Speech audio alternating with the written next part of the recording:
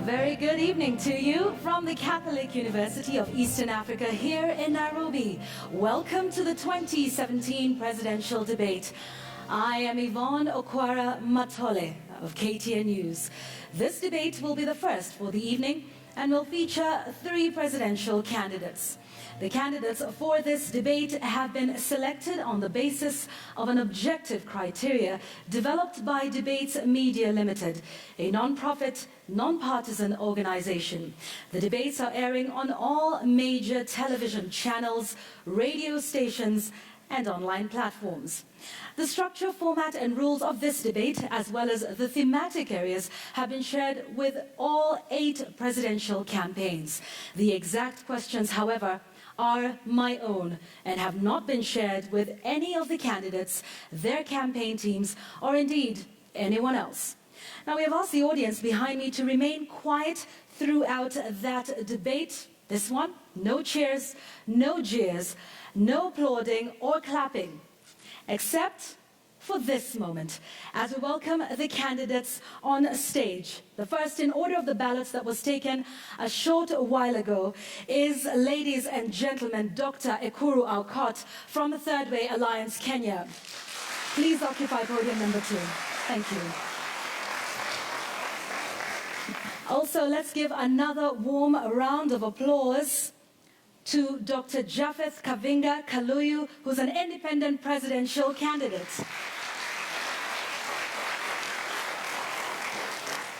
And last but certainly not least tonight, occupying our 6th podium this evening is Professor Michael Wainaina, another independent presidential candidate.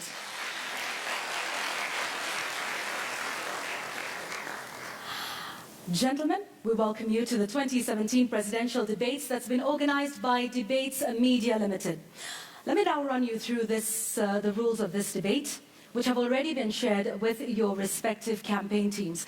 Each of you will have 90 seconds for your opening and closing statements. You will have 2 minutes to answer questions and 60 seconds for rebuttals and follow-ups if need be. The timer is clearly visible to all the candidates at 2 points on this stage. And on a screen behind me. There is some water. We will get that replaced, not to worry, Professor. There is some water at the bottom of your, inside your lecterns, so not to worry. Karibuni, I hope you have your notebooks and your pens and you are free to take notes. Thank you all very much. So I'd like us to begin, and we will do that in order of balloting. So we will start that with you, Dr. Aukot. Karibu sana. Asante. You call yourself Daktari wa Katiba, but you now want to take that a step further and be president of this great republic. You have 90 seconds for your opening statements on just why you are the man to lead this country for the next 5 years. Thank you, Yvonne. First of all, I want to thank the organizers of this debate, and I want to thank many millions of Kenyans who are watching this debate this evening. Now, my name is Ekuru Aukot. I'm from Turkana, son of a nomad, and I'm very proud to be standing before you here to actually present myself to seek the presidency of this country. I'm very proud from where I come from. I'm very proud of this country. And I do believe that with the opportunities Kenya has given me, right from where I come from, there is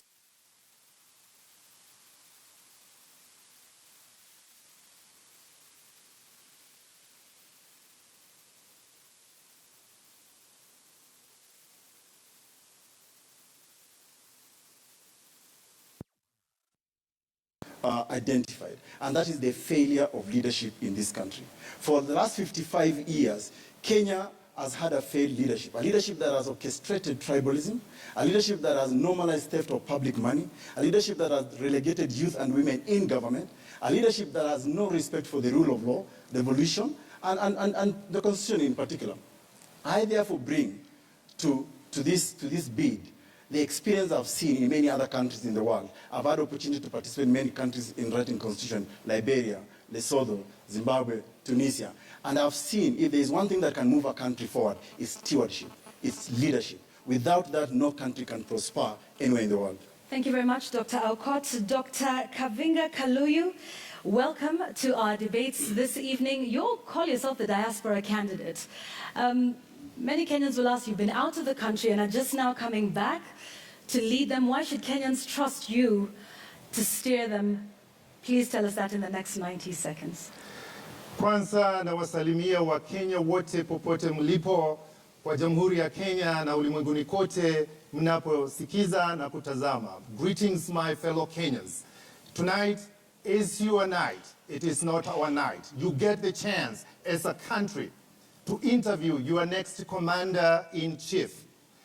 I'll tell you, my name is Dr. Japeth Kaluyu.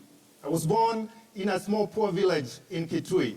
As a little boy, my biggest dreams were those of my grandfather, owning a lot of goats and cows and taking them to the fields to show off the numbers myself. A dream of finishing higher education, becoming a university dean, working in Wall Street, becoming an author, TV and radio show host, and ultimately being there as an example for the poor, nameless, and those who do not have, hope that you can still run for the president of the Republic of Kenya is a pleasure. Tonight, I get to present my 6-point plan, which is very simple: making life affordable, period.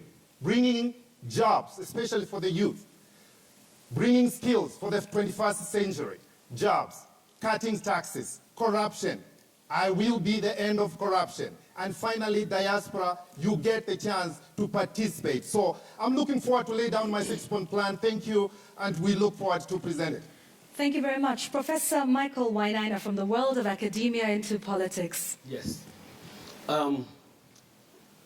The main question that I asked myself before I ran for president is, can we leapfrog this country from a primitive, tribal third world country into a first world country in one generation? And the answer to that question was yes. And the question was, how do we do it? I am convinced that the only way to do that is to inspire and to invest in a new generation of young people who will modernize this country.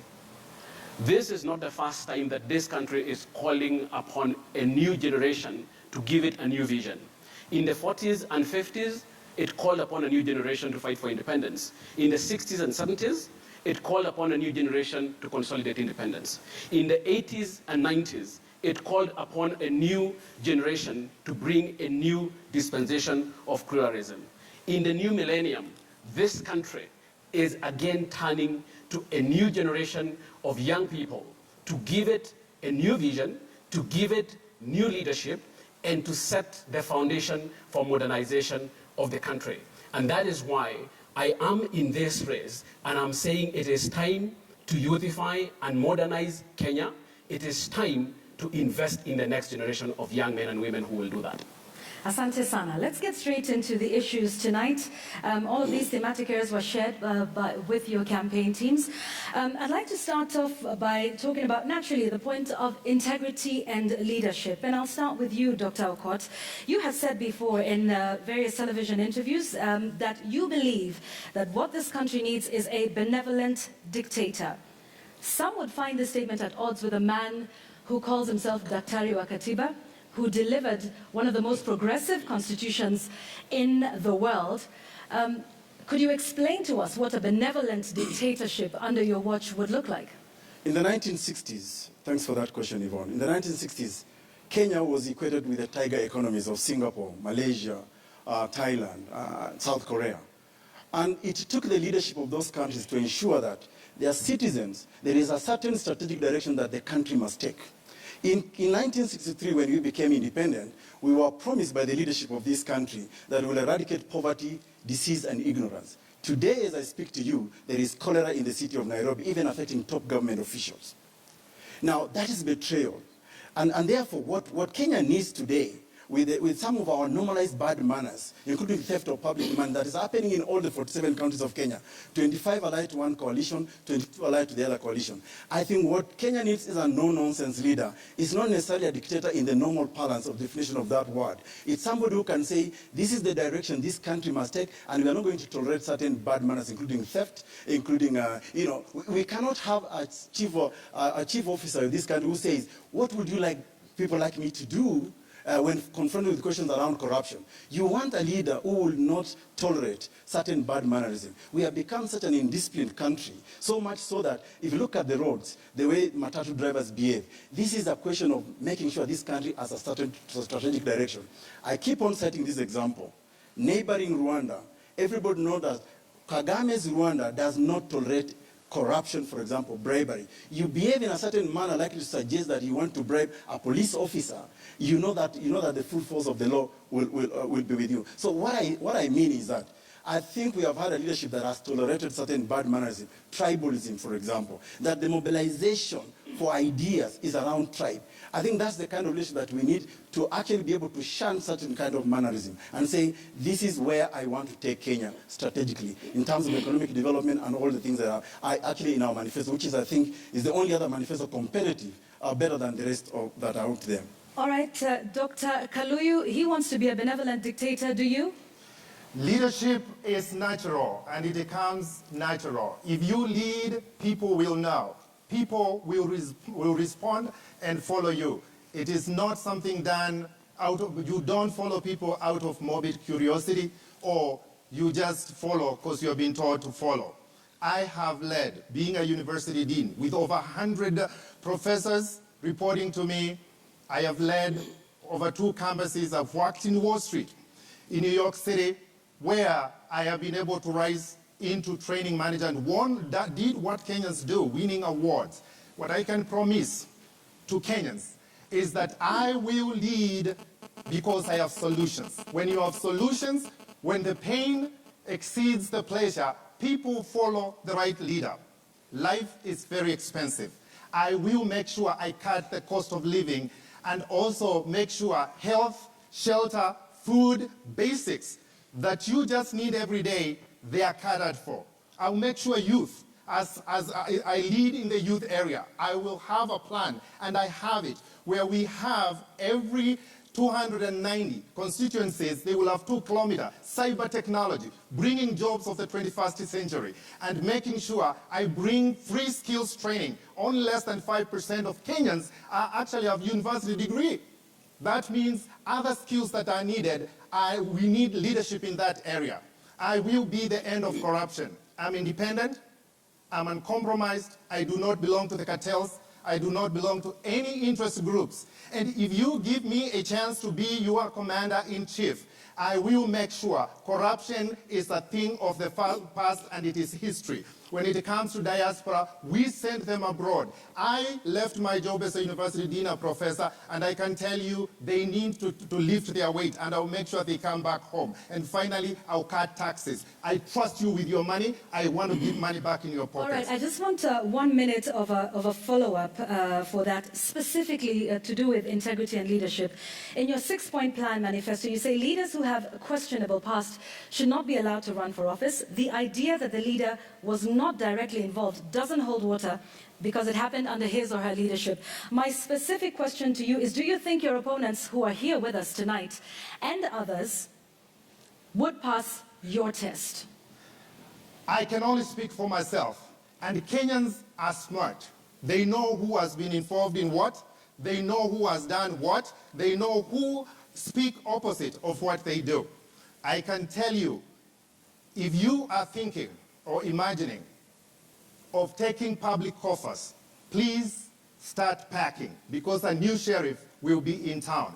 Because we cannot tolerate this. People taking public coffers and trying to run away, and tomorrow making broken promises and promising people every 5 years being part of the system, trying to see how they can take advantage.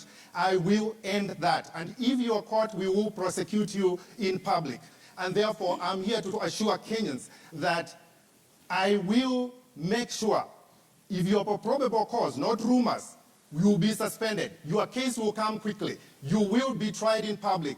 And guess what? You will not run for an office because you don't deserve it. You got your chance, you blew it, you don't deserve to be running a public office. Thank you. Professor Michael Wainaina, you've made some rather stinging accusations against the current administration. You have called them thieves and corrupt people.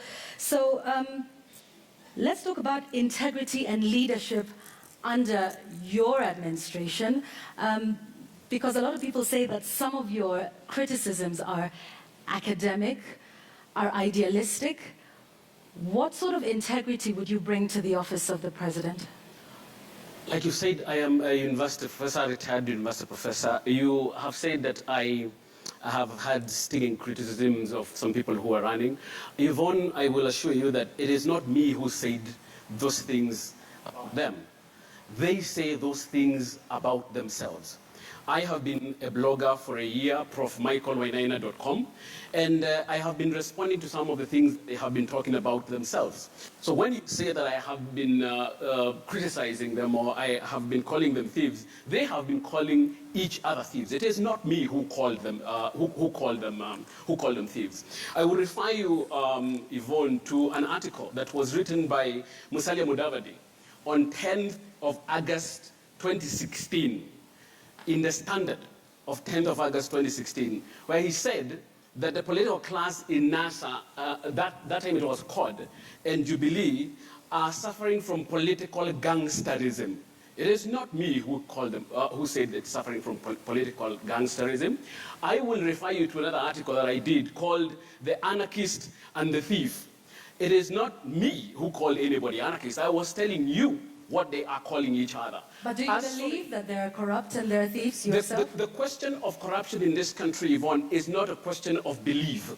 It is a question of fact. It is in the public domain. In fact, like I've told you, it is not me who calls them thieves. It is they who call each other thieves. It is they who call each other tribalists. It is they who call each other clueless. I remember when I was responding to that article by Mudavadi, I remember saying, yes, Mr. Mudavadi, the Jubilee tribal kingpins are Moi men. He had called them Moi men. And I said, so are you. And therefore, they cannot point a finger at any one of us. They have already described themselves, and I am only repeating what they have told us they are. I want to give you 1 minute to tell us what your leadership would look like, because you've told us about the others and what they say about themselves. The question of leadership, for me, the most important thing about leadership, it's inclusion. The problem with these other guys is that they look at inclusion in terms of tribalism. So when you're talking about inclusion, they're thinking about tribes. When I'm thinking about inclusion, I'm talking about the excluded masses, 70% of the youth and 54 to 58% of the women. Yvonne, this is your document. You sent us this document and you told us that this is the way in which the thematic areas that we are supposed to deal with. I will welcome you to look at this document and see that youth and women, even for the organizers of this debate, are the last in this list. They are the last. I am here to make sure that from now on, 70% of women and of youth and 54% of women are no longer last on this list or any other list. All right, thank you. Let's talk about cohesion and inclusion, because that's a perfect segue into that. And you know, we're at a time in this country when the latest headline is that the Asian members of the Asian community have now received recognition, at least from this president. So that's an interesting space in which we find ourselves. But I would like to ask you, Dr. Aukot, what would be the difference, perhaps, between your manifesto and, say, Professor Wainaina's? Because he's talked about, you know, the tribal narrative and taking that away. And you, in your manifesto, say, I quote, "Our obsession is to create unity in our diversity, ensure that fairness prevails." You're talking about a third way when it comes to inclusion, and so is Prof. What would be the significant difference between yours and Prof's for when it comes to cohesion? First of all, I think of the three of us who are here, I am the only one with a written manifesto. A manifesto which even has a pledge at the back signed by myself and my running mate, Emmanuel Nzai. So Kenyans can hold me accountable to this written document, which I've actually appended my signature to. Now, the difference between us is that whatever I have put in here, I didn't start talking about it just the other day. It wasn't for me an afterthought. We have documented what we will do with the issue of tribalism in this country. I have proposed that within the first 100 days of my presidency, one of the things that I will do is to effectively implement Article 130 of the Kenya Constitution. that Kenyans can hold me to, because that article says, in forming the national executive, you must have regard to the regional and ethnic diversity of the peoples of Kenya. That is something I truly believe in, because I was in the committee of experts that actually wrote this constitution. And because of that, we have adopted as one of our strongest pillars the idea that we must end negative ethnicity and tribalism. Na tunasema katika Third Way Alliance kwamba ukabila ni ujinga. Maana hakuna mmoja wetu alimwandikia Mwenyezi Mungu barua ama muumba wako na kusema kwamba anataka kuzaliwa Mkikuyu, Mturukana, Mjaluo ama Mkamba. All of us must really celebrate our diversity. And one of the things that we are not shy from saying as Third Way Alliance is that we are not going to mobilize Kenya around negative ethnicity or tribalism. So how will you end it specifically? Well, I will end it by, first of all, invoking the right articles of the Constitution that says you must have an inclusive government. Not the kind of government that we have today, which is really two tribes or three tribes at the very most. Number two, we are not shy from celebrating our diversity. And I don't want Kenyans to be shy about the tribes they come from. That is the only thing that can build for us a nation state. And I think what Kenya needs is a father figure. Somebody who will look at Kenya and look at all tribes in Kenya as their children, as a parent would in their homes. That is the difference between us and the rest. Professor, I'll come to you because he directly said this is not something he started talking about yesterday. Is this something you started talking about yesterday? And you talk about an alternative narrative. Non-ethnic narrative. Non-ethnic narrative. Yes. What does that mean? It means that it is possible for us to mobilize politically without resorting to tribalism. I would like to school Kenyans as to what tribalism is and what tribe is. There is nothing wrong with tribe. This comes culturally. You are born into a tribe. The problem is tribalism. Tribalism is the use of tribe to include or to exclude, and that is a problem. And it is possible for us to get a non-ethnic political narrative to mobilize politics, but we will first of all have to get rid of the political kingpins in Jubilee and NASA who rely on tribalism to mobilize politically. You cannot get rid of tribalism if you have tribalists at the top of the political hierarchy. And I've always said, this debate about who will end tribalism and who will not end tribalism, the only way of ending tribalism is getting rid of the tribalists in Jubilee and NASA. So is it that simple, Prof? Absolutely. The only way we do that, once we get rid of them, absolutely. will we be fine with the issue of tribe? Oh yes, let me give you an example. The most effective way of getting rid of malaria is to get rid of the mosquitoes that spread the malaria. You can cure malaria, but for so long as you haven't done anything about the mosquitoes that spread the malaria, you're not going to solve the problem.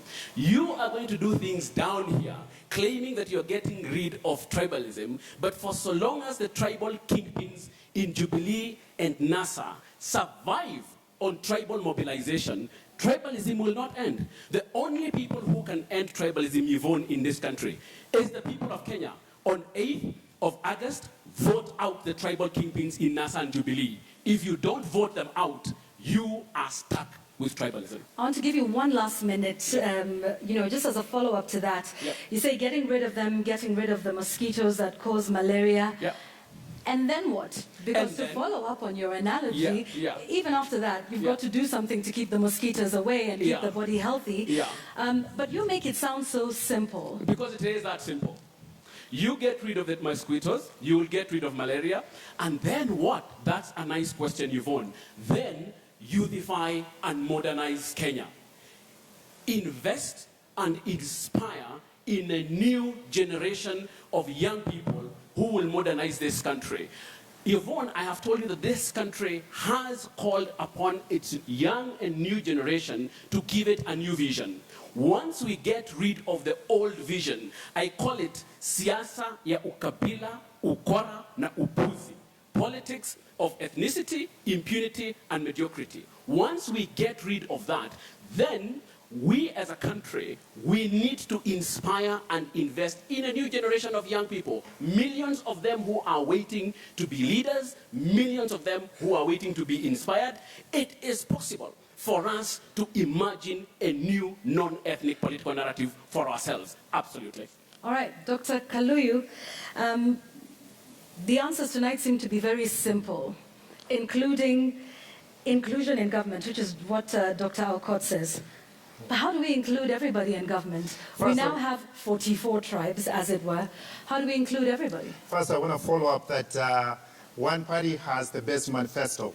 I reject that idea because every one of us has good manifesto. Absolutely. And everybody has a right to expression. That is given by Bill of Rights, Chapter 4 of the Constitution. So I give it to the self-expression, but also if you have a good manifesto, you tell us what you're going to do, what you're going to solve. Huh? Is yours the better of your opponents? I believe my manifesto will solve the Kenyan problems. I'm not into what is best, what is not. I'm into what will solve the Kenyan problems. And that's what I'm going to talk through my 6-point plan. Now, come to Cohesion. 131, Article 131E, Chapter 9. President is a symbol of unity in the country. So that means that if you lead, our country is not unique. In fact, we have one of the lowest number of tribes in Africa. Places like Cameroon, they have 242 or more. So leading about tribes is a non-issue. If you have a good leader, a person who is able to lead the people, because if you are in Kisii, if you are hungry, it's the same kind of hunger that is felt by people in Kitui. The problems of education in Kisumu are the same as in Nairobi. So depending on how you approach it. So the leadership is what is lacking here. The first days of my office, when you give me the opportunity to be the president of the Republic of Kenya, I will call all the groups, diversity, including the businesses, including the different kind of tribes, people who are on conflict, people who have issues of diversity, they can't agree. I will be having them there, including youth, business people, women who are being run around in town by city council people. We will come together and we will ask, how do we work together? Because the solutions will not come from us. It will come from the people. And when you give people the empowerment and you lead them, they will follow, problems will be solved. I want to give you a minute to be a little bit more specific, Dr. Kaluyu. So we bring together all of these people together under one roof, and then talk to us about some of the possible solutions, because yes, you say it is coming from the people, but there's also leadership and stewardship. Yes. And so the question then would be, perhaps let me rephrase it differently, why do certain people feel excluded in this country? Because we have not done enough to build the capacity. When you build the capacity, you go through different clusters of people, different tribes. There's nothing wrong with the tribe. It is what we do with it, how we apply the tribes. And we are able to build capacity. Leaders, looking for leaders, including youth. And it doesn't have to be leaders of people. It can be leaders of systems, leaders of issues in the villages.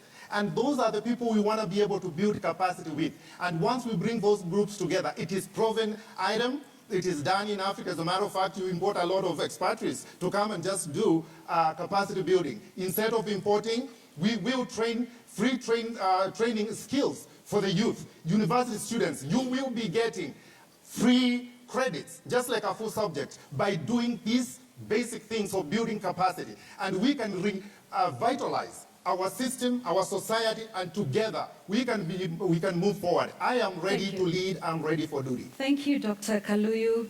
I want us to move to an issue of corruption that I think a lot of you have already alluded to in our opening statements and what we have said so far. Dr. Aukot, the president is on record as saying this, that has been quoted a number of times, munataka nifanye nini?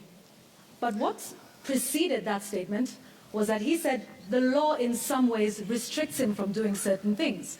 For example, he cannot fire the Auditor General if he's unhappy with his work, or the DPP, or the commissioners at the EACC directly.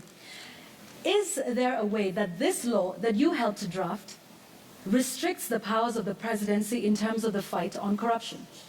By the way, just for the record, Yvonne, you are yet to give me an extra 1 minute like you've given to my colleagues so that I can also respond to the question. Now, Perhaps you're a little clearer, sir. no, okay, be that as it may, just for the record so that people know you've given them an advantage of 3 minutes.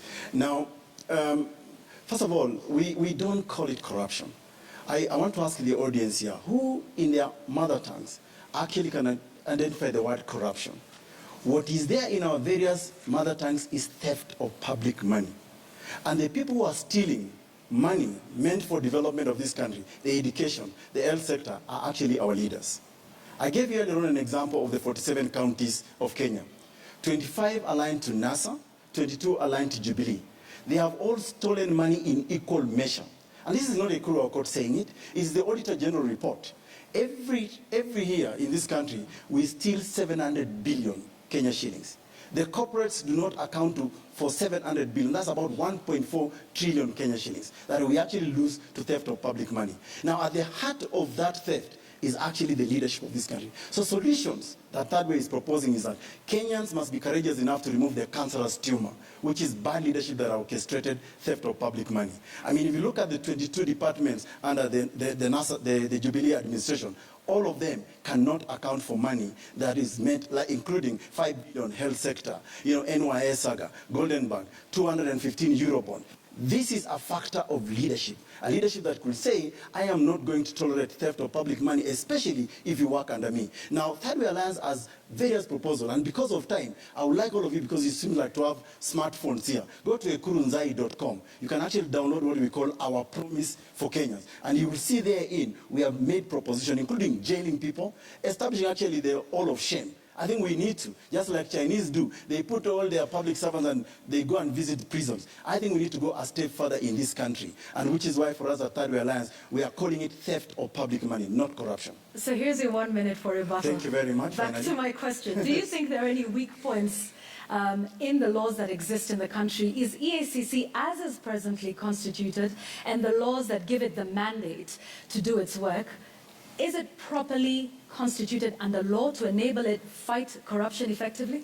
The problem in this country, Yvonne, is not laws. It's not even policies, not even institutions. It's actually a question of leadership.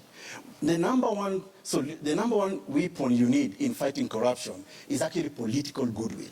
If you do not have political goodwill at the very top, if you have a president who throws hands in the air and says, what would you like me to do? Then therein, the thieves will creep in. Because if a government is responsible for corruption, you know what? Kenyans need to think about the history of corruption in this country. It started in 1963 when land meant for the homeless, the IDPs was actually stolen by the leadership. 1975, the Kenyan fertilizer, again, it's a factor of leadership. We are still paying for that money up until now. So really, the laws are there, and that's why we at Third Way Alliance have demystified this word corruption and call it theft. Because then you punish a thief. If today you take away Mamulika Mwizi on the streets of Nairobi, the penalty is that actually it's robbery with violence. That's the charge. And I could hang by the neck until I die. But with corruption, we sanitize it. All right, Dr. Kaluyu, he's talking about calling it theft as it is. But what's your understanding of why corruption seems so difficult to root out of this country? What is wrong with the war on corruption? Transparency International has consistently named the Kenya Police as one of the most corrupt institutions in the country. I mean, there's a number of indices across the world that continue to put us on that, and not just with this administration, but with previous ones before it. What is your understanding of this cancer that is corruption? And what specific thing would you do to end it, to reduce it, to bring it under control? And some of them usually rank us about number 3 in the world in terms of corruption. That is very high ranking. Corruption is real, it's living, it's breathing. Corruption does not have to be all money. It can be someone bumping out someone else's kid that has been qualified well to go to university. They don't get the opportunity, and they do not go to university, while someone who's less qualified goes to university. Others could be from medicine, from just systems and things. So corruption has to be approached in a very realistic way. I am independent. It cannot be approached. What is lacking in our corruption fight is the lack of will. We have the Constitution. Every single law has been detailed and has been pointed out how it is to be dealt with. You steal, you go to jail. You are caught with public coffers. That's why this chapter of integrity. The problem we have is the will to do it. Over the time, politicians usually get the political baggage. You get people financing you, interest groups, and once you get to the office, you are told you look that way, and if you look this way, we are trying to recover our money. I am an independent candidate. I am uncompromised. I'm not part of the system, not a career politician, do not belong to cartels or interest groups. I only pledge my loyalty, I confess, to only one group of people here, the Kenyan people. The people I will be thinking about when I go to sleep in that State House, and the people I will be thinking about when I wake up from that State House. So we are talking of those who can actually fight the corruption. Nairobi has become the place where good ideas come to die. There are no more new ideas just to enforce it. I have the will. I am the right person to do it. You can trust me. There will be no more. 1 minute. You sound exactly like Dr. Aukot. So for a lot of viewers who are watching, for the 19+ million voters, they would like to know what would be markedly different about your war on corruption from Dr. Aukot's, from Professor Wainaina's, and from the other 5 candidates that are in this race. In other words, what is that one thing that then makes you stand out from everybody else? Because we're starting to agree quite a little bit. So the voters say, well, you're all good, you all agree, so why vote for you over your fellow opponents? And first of all, thank you so much for that. And Ms. Okwara, there is nothing wrong with agreeing with certain points. When things are good and he has a point that makes sense, I'm not here to penalize him. I'm not the kind of opposition, everything the person is doing, the other person is doing is wrong. That's not how to lead. If Mr. Aukot gets to do the right thing, I say it is good. When Professor Wainaina does it, I will congratulate him. I'm here to lead. So here, what is unique about me, I'm not part of the system. I've never been part of the system. Have they been part of the system? It's up to you to judge. The Kenyan people are smart who has been around or not. So I can talk for myself. If I have been away from, I'm not a career politician. I've never written any documents around to guide it or anything else. I believe I'm the right candidate who is a fresh start, who can come in without political baggage, and who has never been part of the system and not a career politician. With that, I'm able to eradicate corruption once and for all. I can promise I will be the end of corruption. And if you give me the opportunity to be your commander-in-chief, you can trust. It will take 3, 4, 5, 6 months, and this will be over. All right, thank you very much, Doctor. Your time is up. Professor, so he has no baggage, no politics. How different would it be under you? I'm not asking if you think you're better, although if you think you are, please feel free to say so. But what uniqueness would you bring to this conversation and to this particular topic that is, quite pertinent? I don't know about a war on corruption. This country has never had a war on corruption. Yvonne, if you're looking to end corruption with the tribalists in Jubilee and NASA, I have bad news for you. It's not going to happen. My father uses a very interesting phrase, komeshalianomerete, unatafuta mbuzi yako na yule mwenye aliikula. Anaenda kukusaidia kutafuta, na yeye ndiye aliiba na akakula.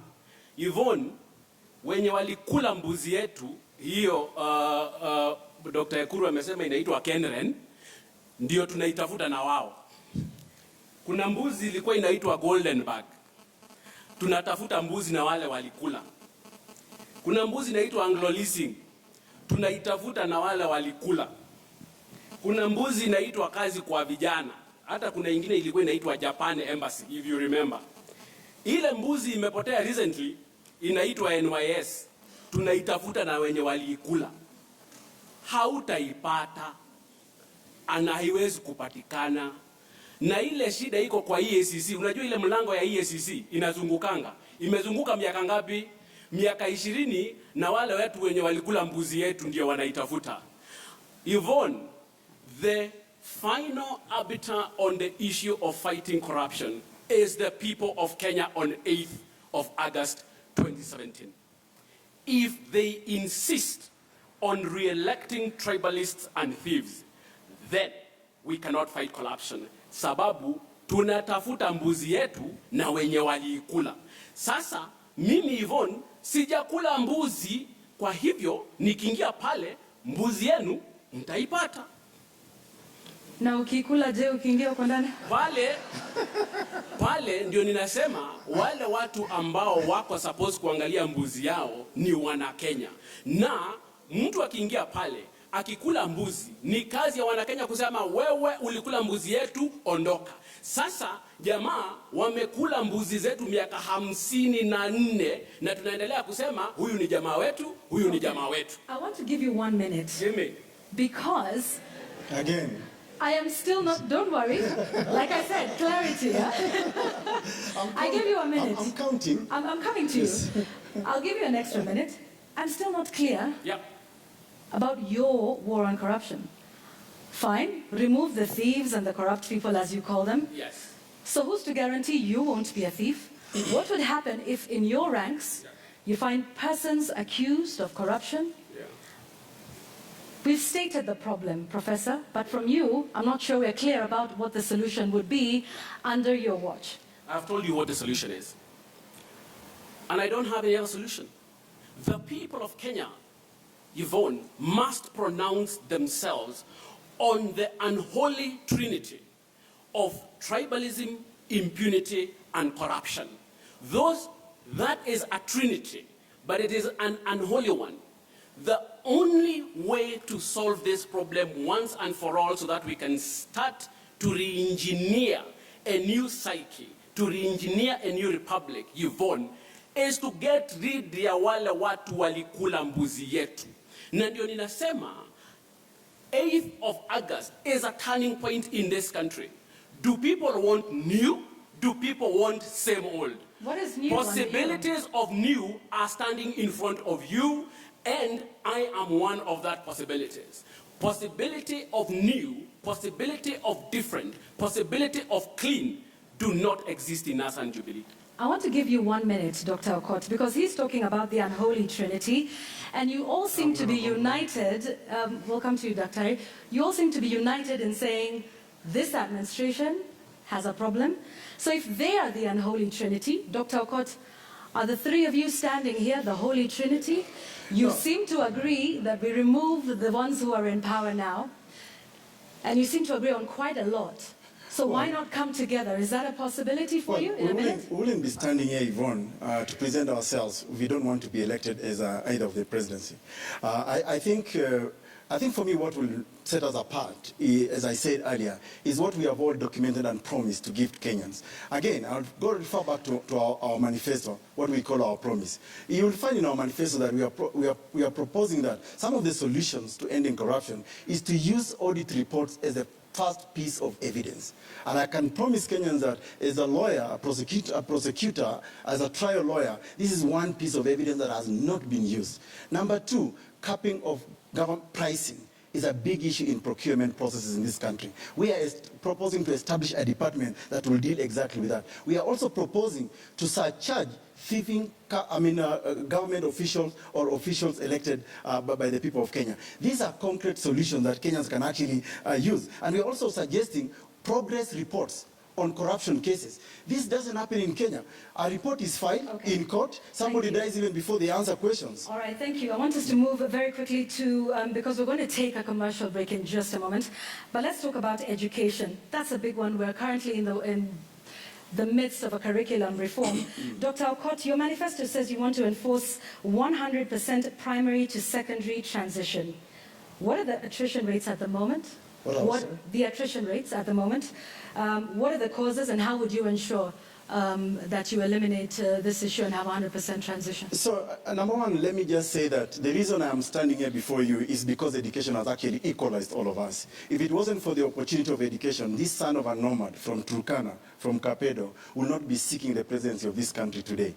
That's because of education. And that is actually the one biggest thing that Kenya has given me. What we consider in our manifesto is that education is an investment.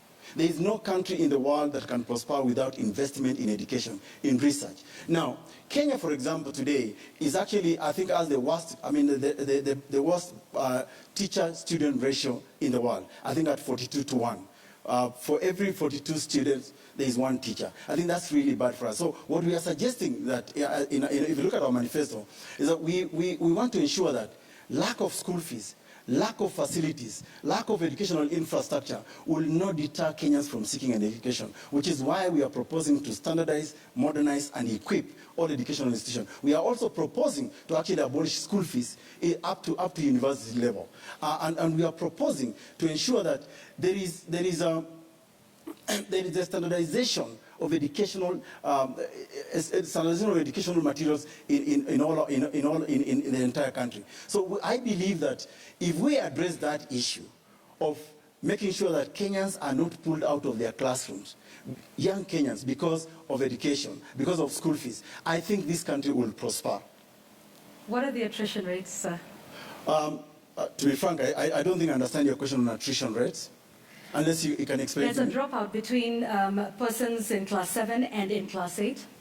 And of course, there's those that do not make it from primary school to secondary school, which you talk about in terms of transition rates. Yeah.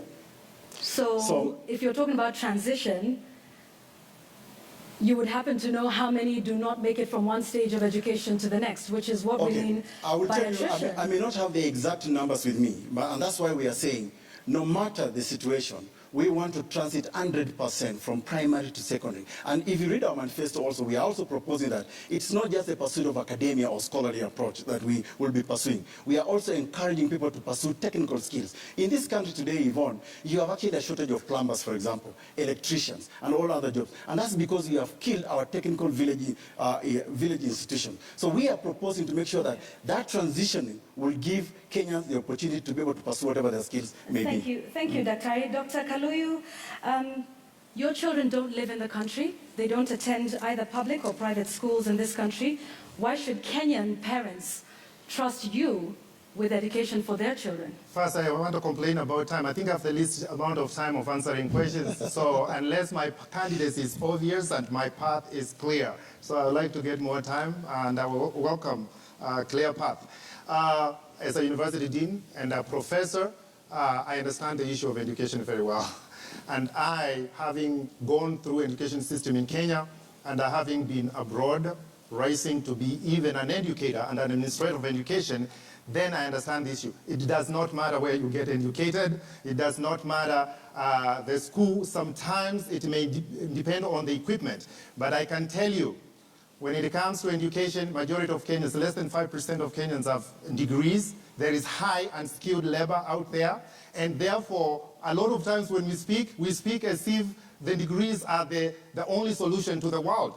There is other trade certificates in there between that people can be given. So when it comes to university reform, and we have spoken about things like corruption, things like high taxes, and it's connected to education. First of all, when you leave secondary school, you are given or assigned a major or a concentration in a university, and you are not given a chance to choose what you want to be. And if you try to change the major, then you are penalized for being a private student. So you pay more money. You end up with a degree you don't like. You go to public offices, you steal public coffers. That's how education is connected to corruption. So when it comes to education, I will do major reforms.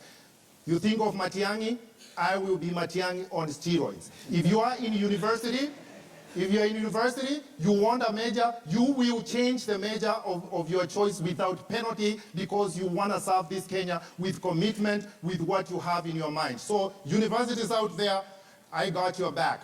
So just to finish, whether it is university, I had children, they would, go anywhere in the world. I want to give you 1 minute. We have huge inequality in learning outcomes. How would you improve the outcomes of learning, very specifically? Let me give you an example. Nationally, only 3 out of 10 Standard 3 pupils can do Standard 2 level work. So we're talking about what's happening at the university, which is what you've talked about. But how do you improve these learning outcomes? I'm a university dean. That's what I do on a daily basis.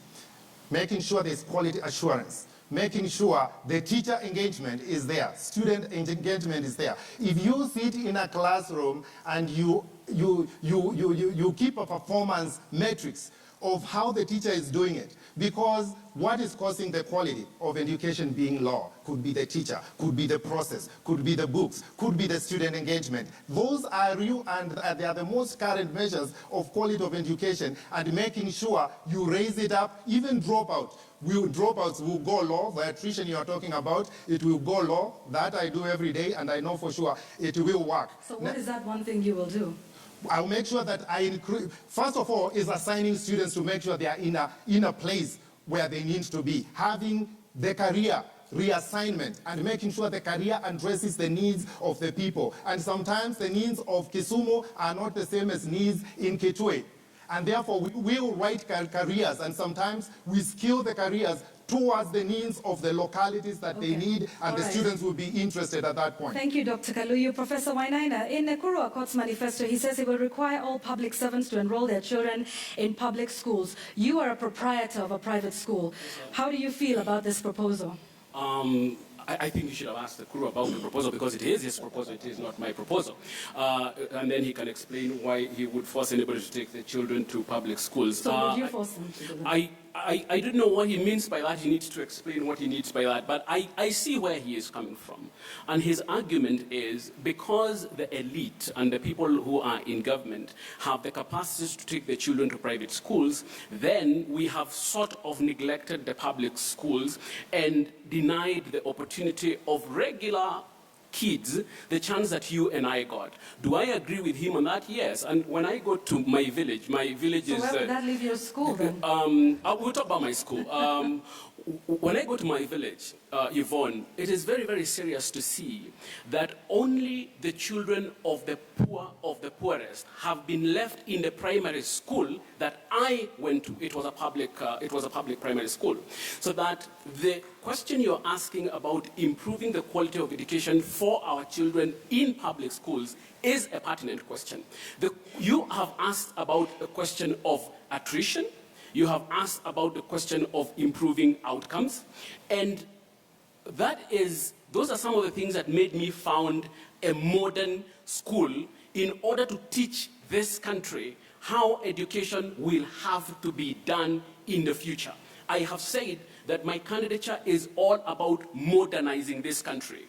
And one of the things that we haven't explored in terms of solving the educational problems that we have, including the two that you have asked, attrition and outcomes, is that we have not explored the role of educational technology. I can tell you the school you have said that I own, and you can look it up in midasschools.ac.ke. We teach our students when they are on holiday, because we have used technology to overcome the constraints of brick and mortar. 1 minute. Yes. Why not then reinvest in the school that you said you learned in and that nobody attends anymore? Yes. Why then start a private school? Isn't that at odds with what you were saying here in terms of improving the quality of education in a public school? Yes. Yours is a private school. Yes. Not many Kenyans can afford to go to your school. Yes. But you're here telling us about improving public education. Yvonne, you need to find out what the mission of the school is. Why did I start a private school? Let me tell you, if you want to be a rich man, please don't start a school. It is probably one of the most stupid things that anybody would do. Why did I start one anyway? Because I believe it is important to let this country know how modern education should be done.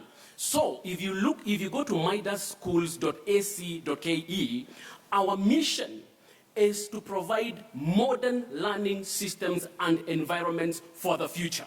And what we want to do is to make sure, Yvonne, that when this country finally becomes interested in modernizing the education sector, there will be an institution, a flagship institution that they can go to in order to learn how modernization is done. What I am doing here as a presidential candidate is to scale up the lessons from MIDA schools to make it available to all students in this country. Including public schools? Including especially public schools. Thank you very much. We have tackled quite a number of issues tonight.